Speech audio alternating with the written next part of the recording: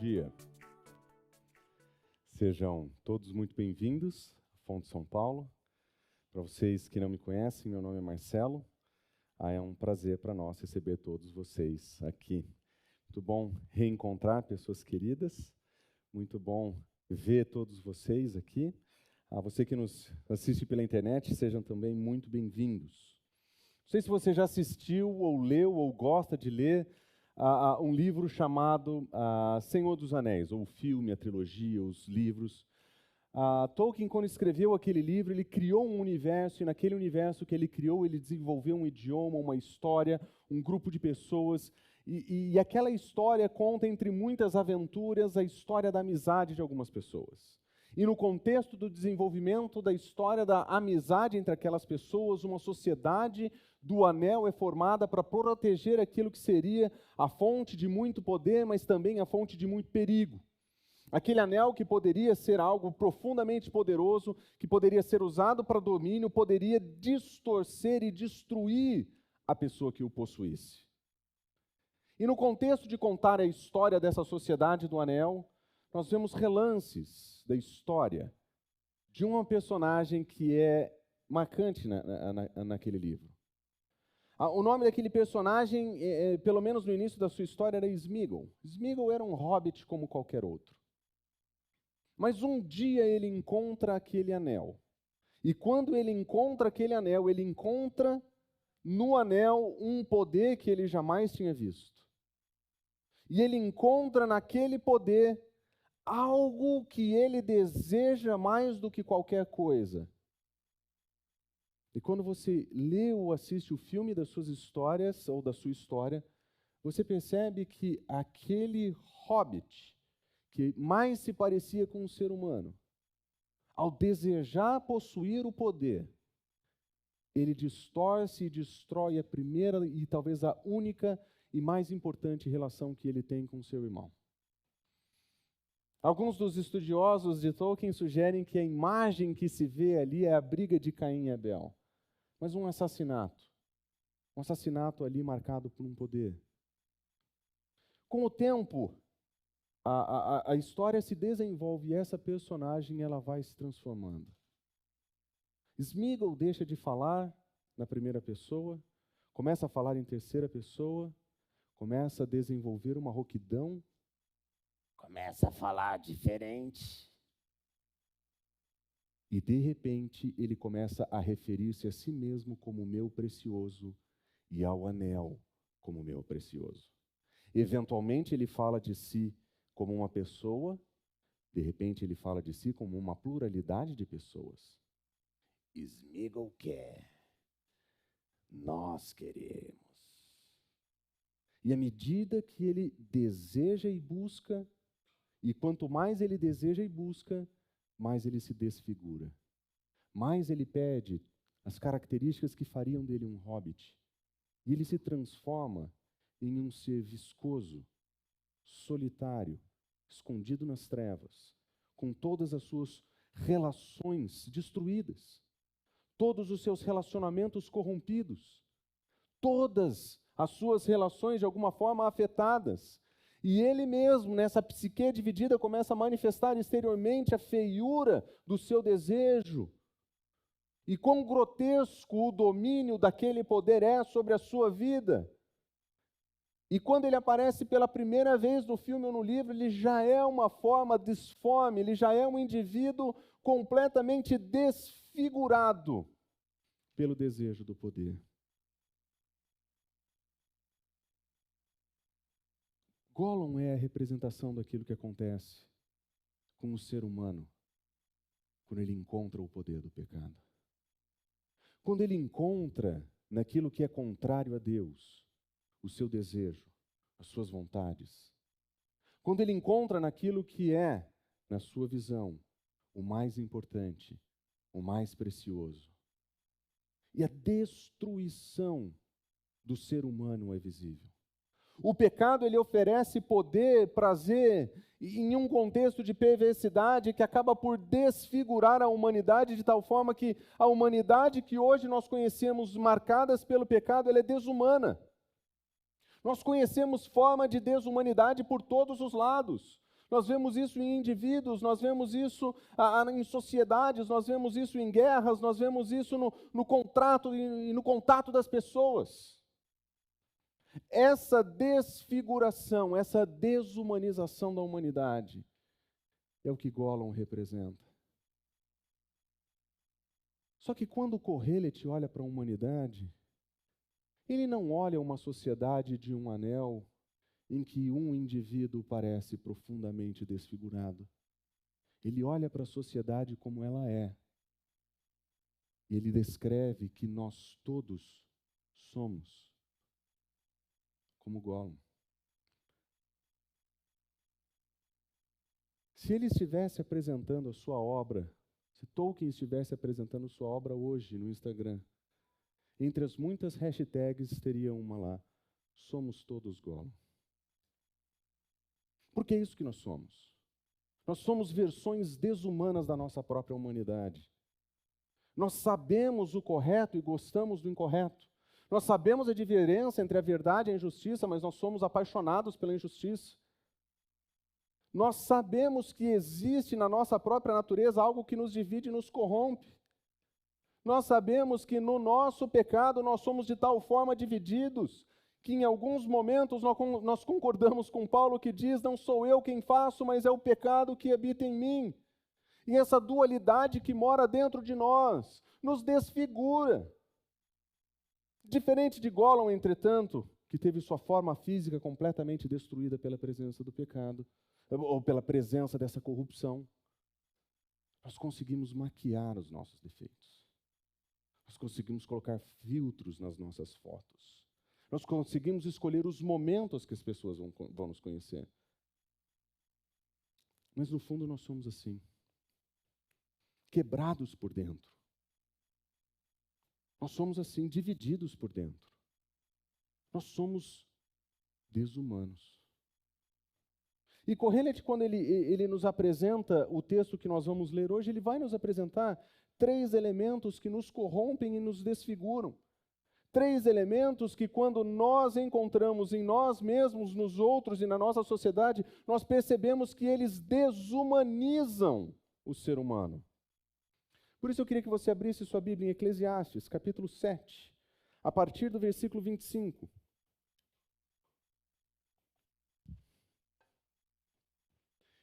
E eu gostaria de mostrar para vocês como que Kohelet demonstra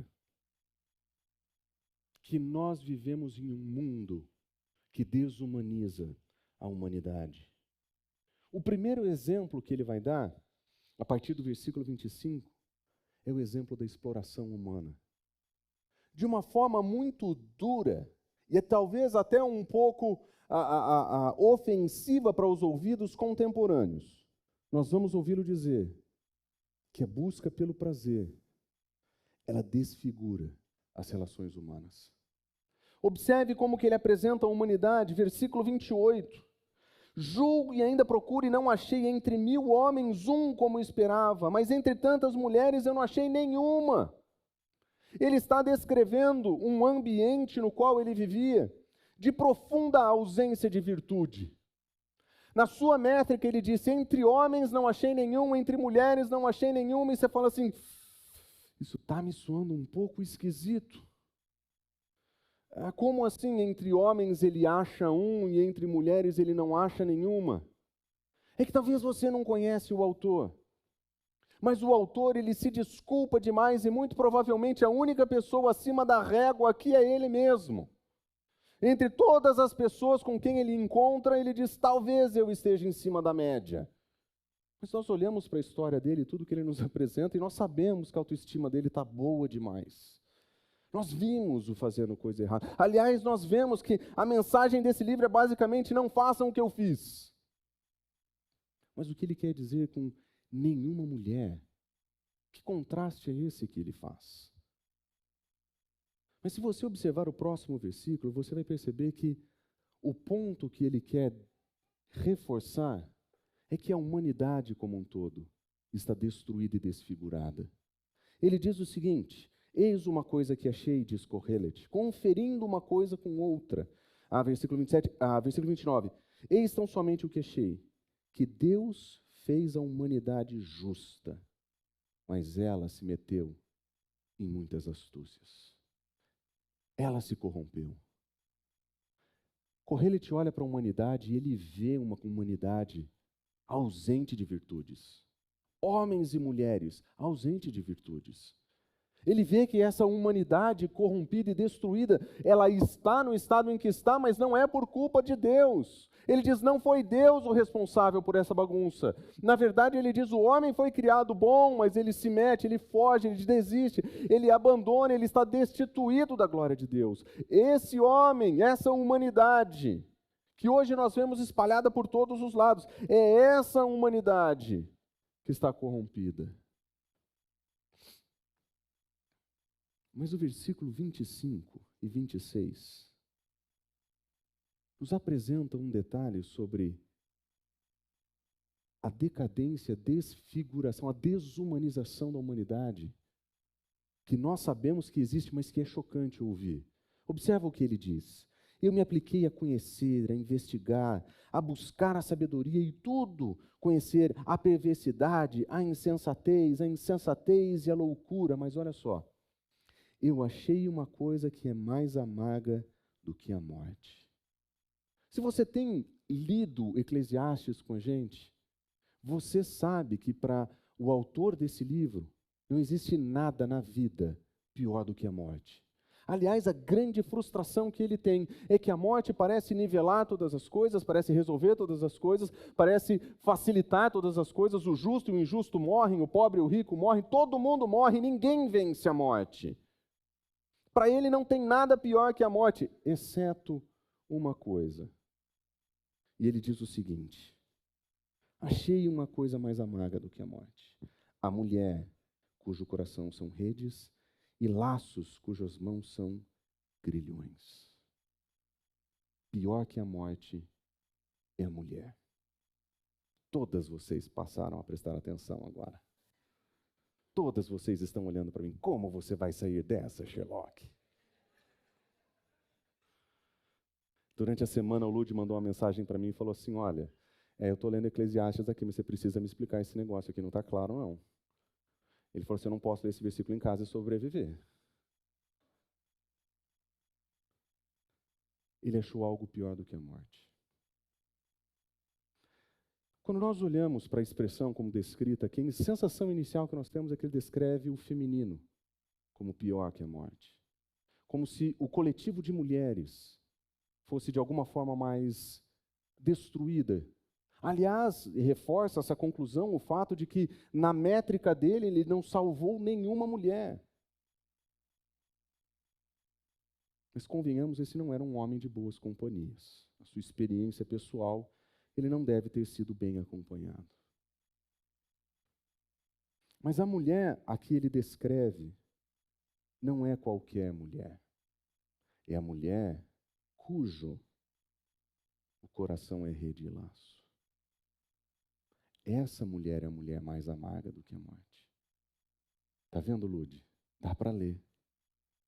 Só não fala para Carol. Essa mulher descrita aqui não é o feminino. Essa é a mulher prostituta. Essa é a mulher cujo coração é laço e rede, cujo as mãos são grilhões. O autor está dizendo que existe algo que é pior do que a própria morte. E no caso ele descreve a mulher prostituta como algo pior do que a própria morte.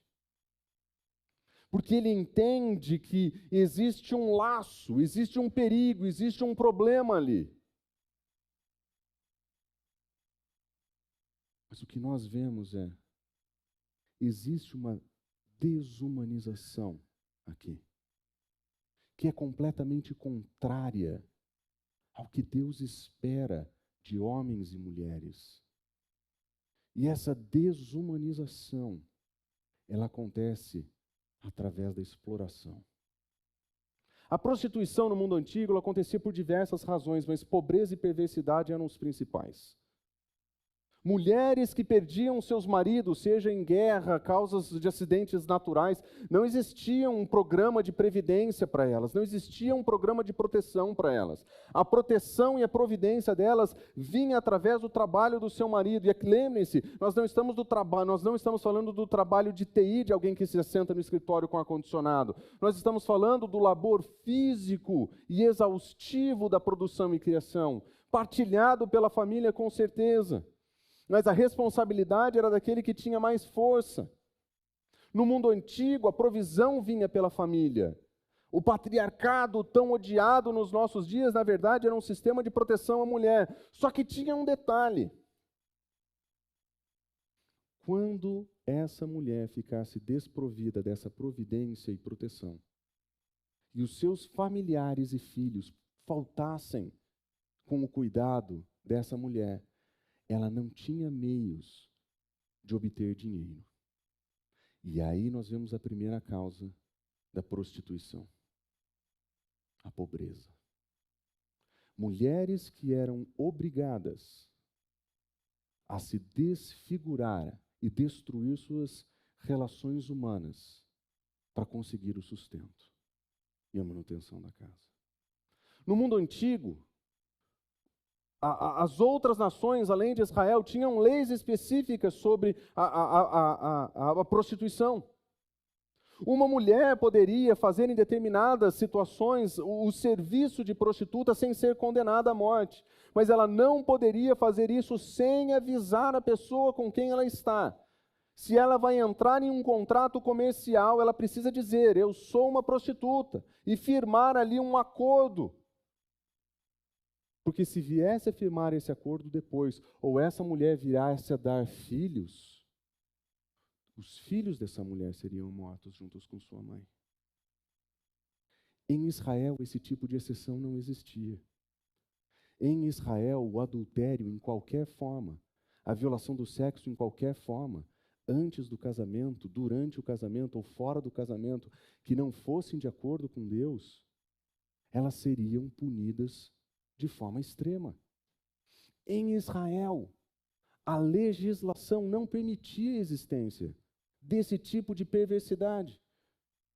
Os pobres eram para ser cuidados, as viúvas eram para ser cuidadas, e a sociedade precisaria criar fundos para sustentar pessoas. Empresários, donos de grandes terras, eles deixariam na sua produção parte para essas pessoas, para que elas tivessem sustento, para que o elemento da pobreza não fosse necessário para determinadas mulheres, para que elas precisassem se vender. Era assim que a lei funcionava, na teoria.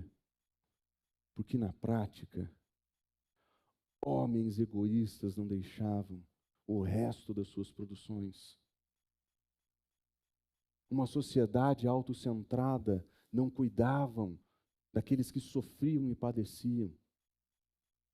Eles não cuidavam da viúva, do pobre, do estrangeiro como deveriam. E o elemento da pobreza que não era para existir empurrava mulheres nessa direção, desfigurando a sua humanidade e desumanizando as suas relações. A existência da prostituta em Israel era um atestado do fracasso daquele povo. Porque seja por pobreza ou por perversão, isso não deveria existir no povo de Deus. E essa desumanização das pessoas, essa perversão das relações humanas, é que é tão deplorável aqui. Um dos comentaristas que li, Jacques Ellul, disse o seguinte no seu livro Razão de Ser, Meditações em Eclesiastes: a mulher é o ponto mais alto da criação, o resumo de todo o bem, todo o belo e toda a sabedoria.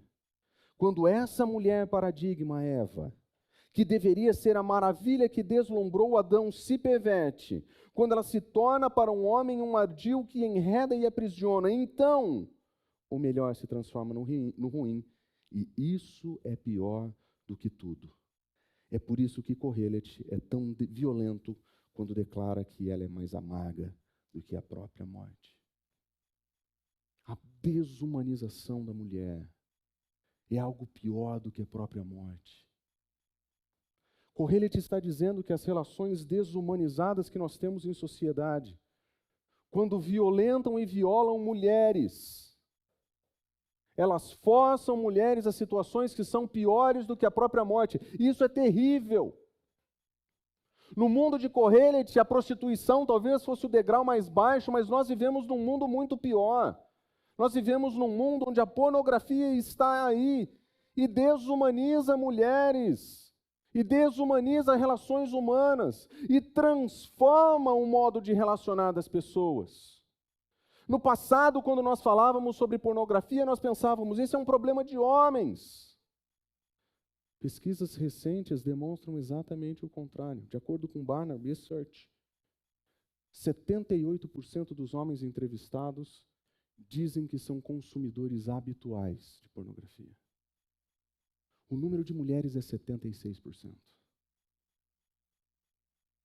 Se você for investigar estatísticas relacionadas à pornografia, você vai perceber que a quantidade de vídeos consumidos em um dia é absurda. Um dos sites fez a seguinte comparação: se todo o material utilizado num período de um mês de um site fosse colocado em pendrives de 1 GB, nós precisaríamos de um número de pendrives suficientes para dar a volta na Lua de vídeos de pornografia sendo consumidos na internet.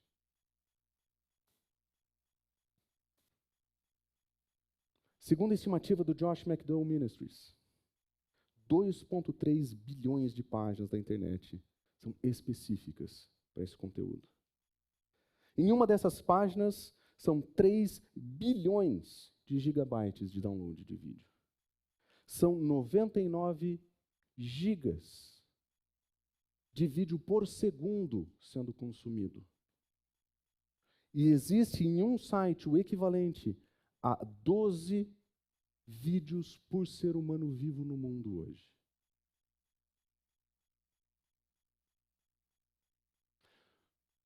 Nós encontramos na nossa sociedade coisas que são piores do que a morte. A desumanização da mulher e a dessacralização do sexo, que convive de maneira livre. Entre adolescentes de 13 e jovens de 25 anos, 56% entende que é normal e recomendável o uso. Nós estamos criando e vendo uma geração ser criada onde esse tipo de perversidade e desumanização é tão aceitável que se torna normal para a geração que vem. Normal. Ainda nessa semana, conversava com o Natan, e nós conversamos sobre pornografia em casa. Nós não temos problema, nós não queremos esconder os desafios desse mundo dos nossos filhos. Ele me disse assim: pai, um amigo meu da escola me apresentou um vídeo e eu falei para ele, aquilo é pornografia. Ele falou, não é não. E eu disse, é sim, isso é pornografia, eu não vou assistir. E seu amigo disse o seguinte, ela não está nem pelada ainda. As definições estão mudando. A libertinagem tem mudado de lugar. E nós estamos assistindo o domínio da busca pelo prazer desumanizar a nossa sociedade, desfigurar as nossas relações. Os Guinness, pensando nesse assunto, ele disse o seguinte no seu livro Magna Carta, falando sobre os 10 mandamentos. Ele diz o seguinte sobre o quinto: o amor e a sexualidade do amor constituem o tributo mais elevado e íntimo ao valor do ser humano, ao passo que a pornografia está no extremo oposto disso.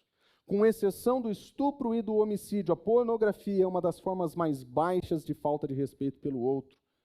O outro é colocado em uma relação entre indivíduo e coisa, e não marido e mulher. Ela, e infelizmente esse é o termo correto na maioria das partes, a mulher, não passa de um instrumento.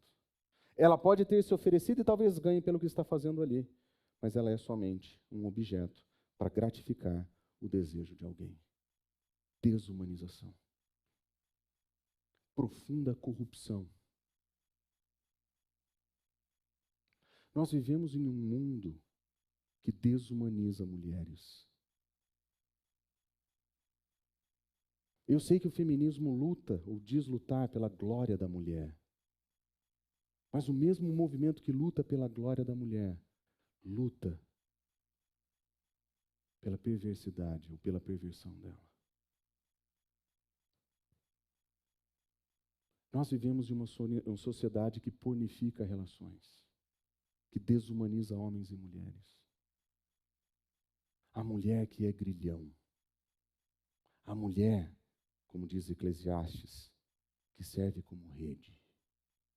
Porque uma vez que homens e mulheres entram nesse sistema de desumanização, é muito difícil sair. Isso é pior que a própria morte. Isso é viver a morte em vida.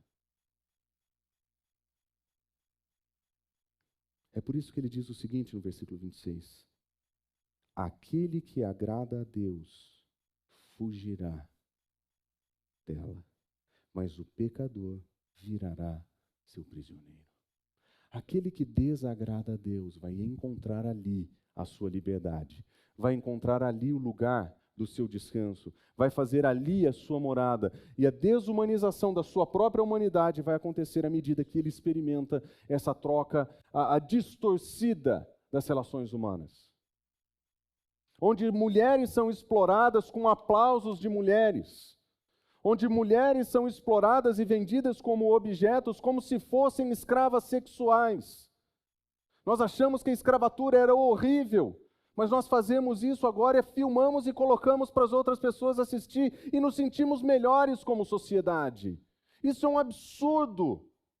Isso é pior que a morte. E é esse o mundo que nós vivemos, é esse tipo de desumanização que nós estamos vendo acontecer. Mas quem teme ao Senhor vai fugir dessas coisas. Isso significa que nós, que amamos o Senhor, nós que entendemos o nosso lugar nesse mundo, nós não vamos permitir que esse processo de desumanizar pessoas se torne a nossa bandeira ou encontre lugar no nosso coração, ou encontre lugar na nossa prática, ou encontre lugar nos nossos pecados ocultos e secretos. Nós não podemos participar disso aqui, nós precisamos fugir disso. E como que nós hoje desumanizamos homens e mulheres? Quando nós fingimos que isso não existe, quando nós esquecemos que isso está perto de nós, quando nós não alertamos os nossos jovens dos perigos disso, quando nós secretamente consumimos, quando nós nos permitimos ficar viciados, homens e mulheres. Nós não podemos ser assim. Nós temos que fugir. Nós temos que abandonar. Nós temos que levantar a nossa voz em defesa de quem sofre, de quem é explorado. Nós não podemos assistir esse nível de injustiça e desumanização em silêncio. Mas nós precisamos começar no nosso coração. O que nós vamos fazer? Como pessoas que amam a Deus, nós vamos fugir de toda e qualquer forma de desumanização da mulher. Nós vamos fugir de toda e qualquer forma de desumanização de homens. Nós vamos fugir dessas coisas. Elas não são feitas para nós. Elas refletem um mundo caído. Elas refletem um mundo desfigurado. E nós não queremos partilhar da desfiguração desse mundo, muito pelo contrário. Nós queremos ser renovados à imagem de Cristo Jesus, onde nós somos transformados de glória em glória, e nós somos feitos humanos novamente à imagem de Cristo Jesus, o verdadeiro homem, o verdadeiro ser humano. Mas isso é apenas uma das formas de desfiguração que Kohelet vê na sociedade. Iniciando o capítulo 8, versículo 1, nós vemos um segundo problema. Um segundo problema que era provavelmente um problema comum nos seus dias, certamente um problema comum nos nossos dias, que é o problema da autoridade abusiva. Kohelet vai nos dizer que aqueles que vivem em busca de poder,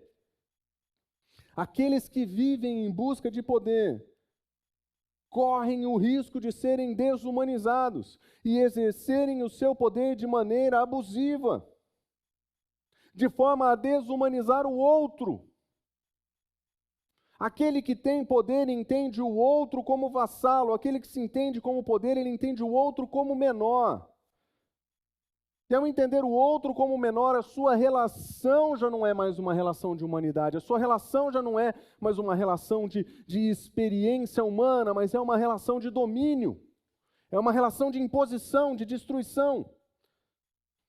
Observe o versículo 3. Não te apresses a deixar a presença do rei, nem se obstine em coisa má, porque ele faz o que bem entende. O rei abusivo, ele faz exatamente isso. Se ele não gostou do seu desrespeito, se ele não gostou da tua atitude mal, ele vai fazer o que bem lhe interessa. E lembra, a figura do rei, ele tinha esse poder sozinho. Ele não precisava do Congresso, ele não precisava pedir autorização para ninguém, não tinha nenhum tipo de poder dividido. Tudo consistia nele. Ele era o rei, ele era o legislador, ele era o executor do juízo, ele podia todas as coisas. E na figura do rei ele acumulava poder. E algumas pessoas se entendiam com poder absoluto. E nas mãos dos seres humanos, o poder absoluto corrompe absolutamente. O coração do rei vai fazer o que ele quiser. E ele diz ainda, ele vai exercer domínio fazendo o que bem entende, mas o versículo 4, ele também demonstra essa sua sensação de soberania. A palavra do rei tem autoridade suprema. É como se acima do rei não existisse ninguém, é como se Deus não existisse. É como se ele não prestasse contas para ninguém. E como tal, ele determina o que quer, ele tem sensação de domínio e de soberania, ele faz o que quer, e ele exerce a sua autoridade. Observe o versículo 2, ele diz ainda mais, eu te digo, observa o mandamento do rei por causa do juramento, ele tem ordens, ele tem mandamentos, ele te diz o que fazer. Porque ele tem essa sensação de juízo, porque se ele disser o que você tem que fazer e você não fizer, ele pode eliminar você. Esse é o rei, esse é o poder abusivo, observa. Quem guarda, versículo 5, quem guarda o mandamento não experimenta nenhum mal. Obedece o que ele fala e ele não vai executar você. Esse é o poder abusivo. Essa é a desfiguração humana. Essa busca pelo poder, ela desfigura as relações humanas. E ela explora quem? O mais fraco. O mais vulnerável. Essa relação de autoridade nós não encontramos no nosso sistema. Pelo menos não personificado na pessoa de um só. Talvez nós teríamos um colegiado de maldade. Mas considere os seus ambientes onde você está. E você vai encontrar indivíduos que se sentem como aqueles que têm domínio, soberania e podem exercer juízo. São eles que dizem o que acontece e o que não acontece. Às vezes o título dele no trabalho é chefe. Às vezes não. Às vezes é alguém que não tem noção do seu lugar no mundo, que não entendeu quem tem soberania, quem tem domínio e quem julga as pessoas. E essa síndrome de busca pelo poder, que acontece dos mais fortes normalmente, elas tendem a infligir sobre o fraco, o menor, tendem a desumanizá-los. Gentalha, quem se importa com eles? Nós podemos fazer o que nós quisermos. Nós podemos fazer com eles o que nós quisermos. E embora nós não conheçamos esse tipo de autoridade suprema na figura de um indivíduo só na nossa experiência de vida, nós sabemos o resultado disso na experiência de outros países e outras histórias. Nós conhecemos pessoas com poder demais centralizado na mão de uma pessoa só, ou uma pessoa que consegue o domínio do poder e faz o que bem entende. Nós sabemos os perigos bélicos que isso causa, as guerras que isso promove, nós sabemos os desafios disso para viver lá. Mas onde existe abuso do poder, existe a desumanização das relações.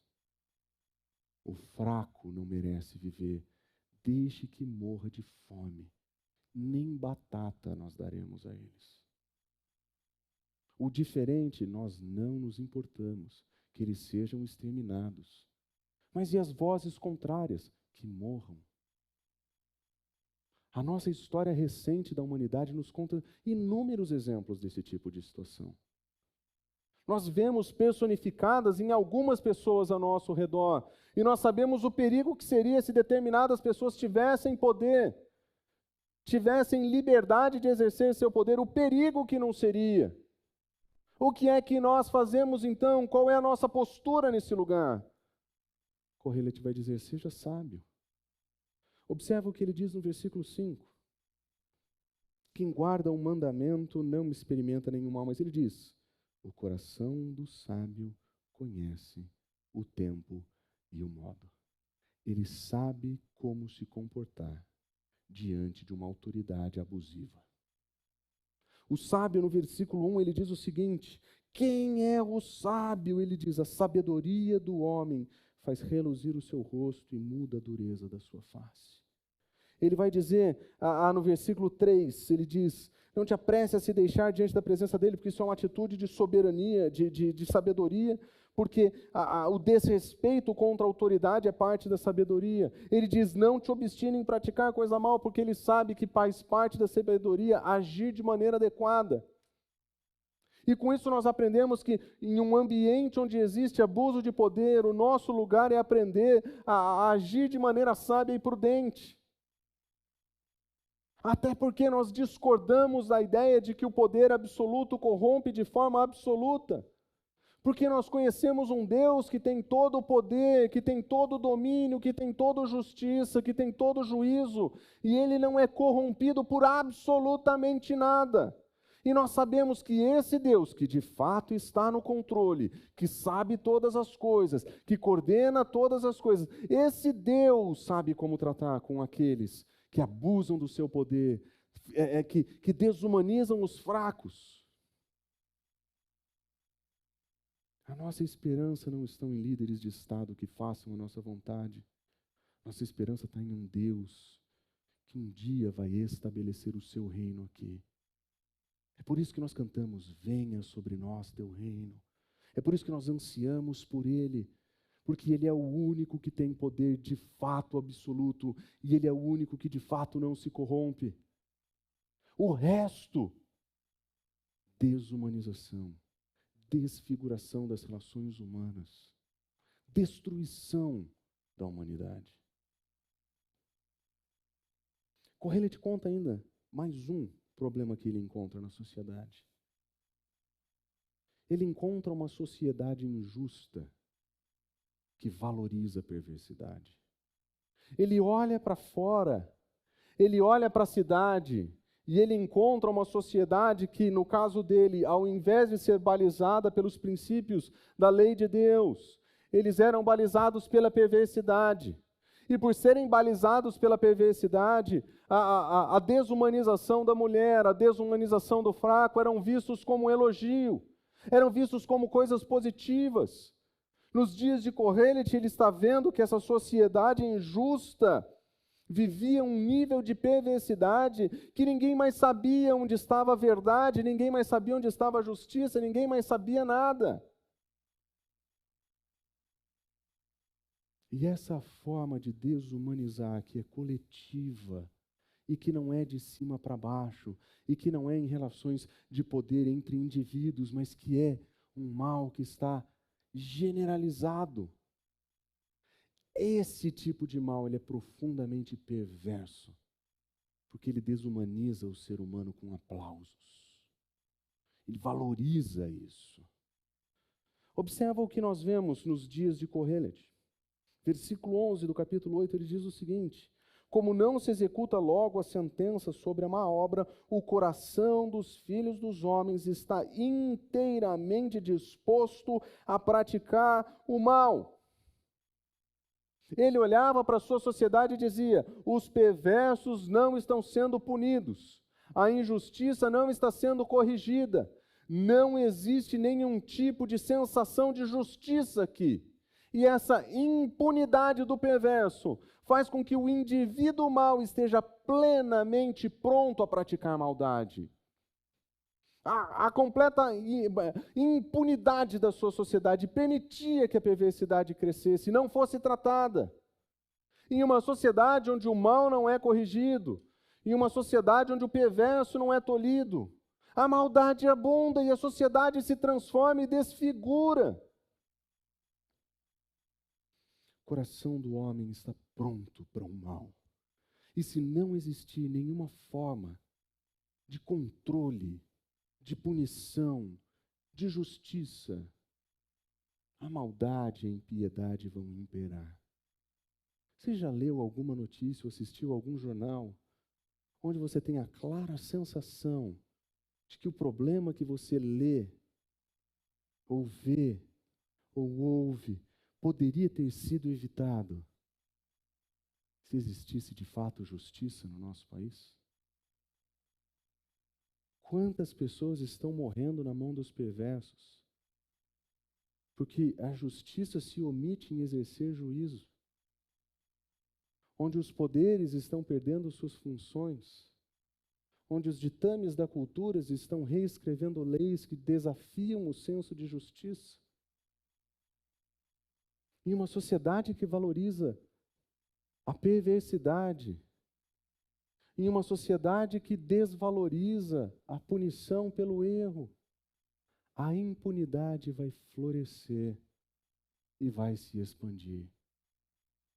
Não vamos mais saber onde está o certo, não vamos mais saber onde está o errado. Tudo é uma questão de interpretação, de identidade, de sentimento, de autopercepção. Não existe mais correto. Existe o correto do momento. E ai de você se disser o contrário. A grande punição dos nossos dias é que nós vamos ser cancelados. Perdi 1 milhão de seguidores no Instagram. Essa é a punição do mal. É isso que nós temos visto na sociedade. Pessoas profundamente preocupadas com narrativas identitárias, enquanto mulheres estão sendo abusadas, crianças estão vivendo em estado de escravatura, onde pessoas estão morrendo de frio na rua, onde num país onde desperdiça toneladas de alimentos por falta de pessoas para vender, pessoas morrem de fome. Mas usou um pronome errado. Onde a impiedade reina sem justiça, os valores são completamente perdidos. Essa é a nossa sociedade. Essa é a sociedade de Kohelet, com certeza, mas essa é a nossa sociedade. A falta de punição para a perversidade permite que ela floresça em nome, e agora ela ocupa o lugar de status, ela ocupa o lugar de honra. Observe o versículo 10. Eu vi perversos receberem sepultura e entrarem no repouso, ao passo que os que frequentavam o lugar santo foram esquecidos na cidade onde eles fizeram o bem. Pessoas boas que fazem coisas boas são esquecidas. Pessoas perversas que fazem perversidades recebem honrarias. Entrar no descanso significa receber um funeral apropriado. Enquanto o bom que faz o bem é esquecido, o mal que faz o mal é celebrado. Essa é a nossa sociedade. Nós celebramos os perversos, nós celebramos a perversidade. A nossa sociedade, ela celebra esse tipo de perversão por todos os lados. Está na música, está no cinema, está na literatura, está no nosso sistema de jornalismo, está em todos os lugares. Grande gênio da arte e da cultura. Promíscuos perversos. E aquele que faz o bem. E no caso aqui dele específico, aquele que se coloca no templo para uma vida piedosa, profundamente esquecido. Aquele que faz aquilo que deveria fazer e leva uma vida de piedade. Ninguém lembra. Ninguém lembra. Observe o versículo 14. Ainda outra vaidade encontrei sobre a terra, o justo a quem se sucede segundo as obras do perverso, e os perversos a quem sucede segundo as obras do justo. Não existe somente honrarias, existe favorecimento para esses indivíduos. São indivíduos que são mais escutados no mundo em determinadas plataformas de áudio. São pessoas que estão sendo celebradas, como se fossem pessoas justas, como se vendessem justiça, mas não. Vendem perversidades, fazem perversidades, mas são celebrados. Porque em uma sociedade injusta, que não sabe a diferença entre o certo e o errado, é o louvor, a perversidade que se celebra. Essa é a sociedade de Kohelet. Essa é a nossa sociedade. Nós vivemos nesse mundo, onde mulheres são exploradas, fracos são oprimidos e os perversos são celebrados. Esse é o nosso país. É isso aqui o nosso país. Essa aqui é a nossa sociedade. Porque pessoas que se dedicam a buscar prazer, poder e a perversidade, eles desumanizam todas as suas relações. E eles são desumanizados. A estrutura da nossa sociedade, ela é terrivelmente perversa e má. O modo de celebração da nossa sociedade é terrivelmente ruim, perverso, devasso. Continuamos explorando o fraco, continuamos explorando mulheres. Sabe-se lá quanto tempo existe entre esse texto e a nossa sociedade hoje, mas o mundo continua a mesma porcaria. Por que é que nós continuamos fascinados com ele então?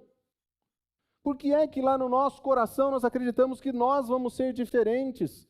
De que a nossa sociedade vai ser diferente? Ah, porque inventaram o Google. Legal, agora nós temos milhares de milhões de formas diferentes de fazer perversidade e estragar pessoas. Ah, nós temos muito conhecimento e nós não sabemos usar o conhecimento que nós temos. Ah, mas nós temos um sistema educacional que está falhando largamente com a formação moral do indivíduo. Ah, mas nós estamos trabalhando mais, nós estamos ficando mais ricos, nós estamos erradicando a pobreza. Mas e a perversidade? E o abuso? E a destruição de mulheres? Onde estão esses problemas? Eles acabaram? Não, eles estão crescendo junto com o nosso desenvolvimento. Nós só fingimos não ouvir, nós só fingimos não ver, mas está em todos os lugares. Nós não podemos compactuar com isso. Tem que existir uma ruptura radical entre nós e esse mundo. Nós não podemos permitir que esses tipos de ideias entrem na nossa comunidade ou entrem no nosso coração. É o contrário. Nós somos agente de um Deus que liberta vidas. Nós somos agente de um Deus que restaura a dignidade do ser humano. Nós somos súditos do verdadeiro Rei, que na sua soberania convida pessoas voluntariamente a seguirem o seu chamado. Nós somos uma comunidade da fé, onde os valores do reino são verdadeiros para nós. E nós sabemos onde está a perversidade. Nós sabemos onde está a verdade. Nós precisamos entender o nosso lugar nessa sociedade. O nosso lugar nesse mundo. E observa, a sugestão que a Escritura nos oferece não é que agora a gente viva recluso em um canto, onde nós vamos fechar os olhos para não ver que essas coisas aconteçam. Muito pelo contrário, nós somos convidados como agentes ativos desse reino. Onde você está, existe uma manifestação da verdade que só você pode fazer. Existe uma manifestação da presença de Deus que você pode manifestar. Onde você está, você pode ser luz do mundo. Onde você está, você pode ser agente do reino de Deus, para pessoas que precisam ouvir. Você pode ser exemplo do que significa uma relação humanizada entre homens e mulheres. O que significa o exercício de poder justo. O que significa o abandono da perversidade, a não compactuação com esse tipo de perversidade. Somos nós que fomos chamados para isso. Nem prazer, nem poder, nem perversidade. Nós não queremos viver a desfiguração da nossa humanidade. Nós queremos desfrutar da presença de Deus. Nós queremos desfrutar do poder de Deus. E nós queremos ser comunidade nesse mundo. Foi isso, para isso que nós somos chamados. Não se coloca uma cidade, não se esconde uma cidade acima do monte, não se esconde uma lâmpada dentro de casa. Luz foi feito para brilhar, e a luz brilha bem nas trevas. Quanto mais escuro o mundo lá fora, maior a chance de nós influenciarmos o nosso mundo lá fora. Somos nós que devemos fazer isso. Somos embaixadores do Deus que abomina a exploração da mulher, que abomina o abuso do fraco, que abomina o louvor da perversidade. Nós precisamos encarnar esses valores e viver.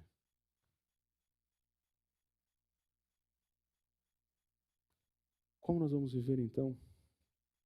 Versículo 13, ele diz o seguinte, 12 e 13. Ainda que o pecador faça o mal 100 vezes, uma hipérbole, ainda que ao seu redor as pessoas continuem a praticar o mal, e os dias dele se prolonguem, ele continue vivendo e fazendo o que tem que fazer. Ele diz, com certeza eu sei que o bem vai se suceder a quem teme o Senhor. Correlite está convicto de que aquele que teme o Senhor, ele vai desfrutar daquilo que é bom de Deus. Bom de fato. Não o bom de acordo com esse mundo. Não o bom de acordo com os completamente alternativos valores de bondade que nós encontramos nos nossos dias. Mas aquilo que é de fato bom para Deus. Aquilo que Deus define como bom. Aquilo que Deus define como bem. Isso não significa ausência de perseguição. Não significa ausência de cancelamento. Não significa que nós não vamos ter problemas. Não é isso que o texto diz. O texto diz que aquilo que é de fato bom da perspectiva de Deus vai vir para nós. E nós sabemos que são bem-aventurados os perseguidos. Nós sabemos que aqueles que odiaram a Cristo Jesus vão nos odiar. E isso é bom para nós. Porque nós sabemos que nós estamos fazendo o que temos que fazer. Que nós seguimos o exemplo do nosso Mestre. Que nós estamos caminhando como Ele caminha.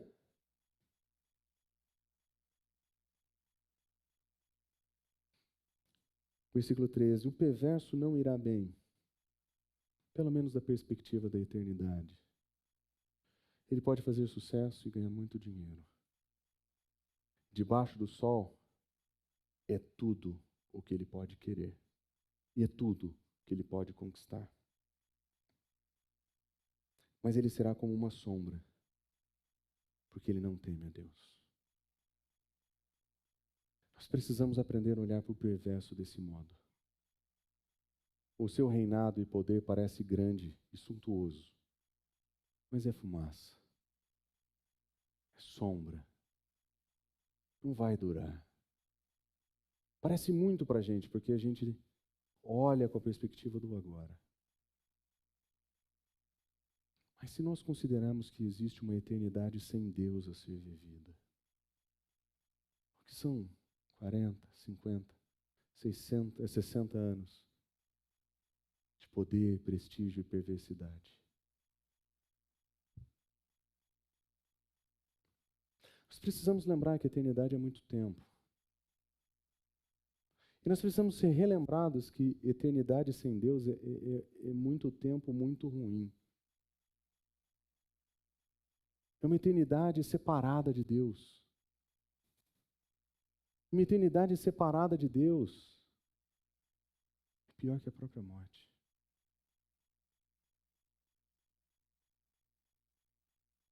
Todos aqueles que hoje dividem o ambiente de trabalho com a gente, dividem o ambiente escolar com a gente, que dividem o nosso ambiente de preparação de trabalho, que não conhecem a Cristo Jesus, independente do seu sucesso, eles estão fadados a serem sombras esquecidas nessa vida, quando eles enfrentarem a eternidade sem Deus. Você está preparado para isso? Porque as pessoas que você ama e com quem você se relaciona vivam eternamente separados de Deus?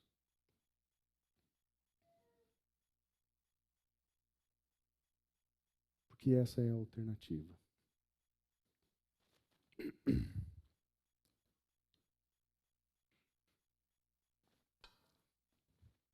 Não existe outra alternativa fora de Cristo Jesus. Não existe salvação em nenhum outro nome senão em Cristo Jesus. Não existe proclamação do Evangelho senão por meio da igreja. Não existe apresentação do Evangelho para as pessoas que estão ao seu redor sem você. Se nós não vivemos a verdade do Evangelho, se nós compactuarmos com o sistema injusto desse mundo, se nós compactuarmos com a desvirtude do poder desse mundo, se nós compactuarmos com as desvirtudes da busca pelo prazer desse mundo, como é que nós vamos dizer qualquer coisa para outras pessoas? Como é que nós vamos ter autoridade moral para dizer Cristo pode te dar uma nova vida quando a sua vida não é nova? Quando você não vive a novidade de vida? Porque se nós somos esses agentes de Deus nesse mundo, nós vamos precisar aprender a fugir de toda forma de desumanização das mulheres. Nós vamos ter que usar sabedoria no exercício do nosso poder. E nós vamos precisar temer a Deus acima de todas as coisas. Porque essa grande revolução começa aqui dentro, no seu coração, no meu coração. Primeiro, nós tratamos aqui. Mas nós nunca podemos esquecer a razão pela qual nós estamos onde estamos, servimos onde servimos e nos relacionamos com quem nós nos relacionamos. Nós precisamos levar a verdade transformadora de Cristo Jesus, que valoriza e dignifica a mulher, que humaniza o sexo, que abomina o abuso do fraco e que não celebra as vitórias do perverso. A mensagem de Cristo Jesus transforma pessoas, transforma perspectivas e transforma pecadores como eu e você em agentes de um reino de graça. Nós precisamos lembrar da nossa missão. Porque as relações humanas foram desfiguradas quando o ser humano foi desumanizado no pecado. Mas em Cristo Jesus, nós somos chamados a ser homens e mulheres de verdade, resgatados para levar a redenção de Cristo Jesus para pessoas que experimentam isso hoje. O que é que nós vamos fazer? O que é que você vai fazer? Como é que nós vamos levar isso aqui a sério?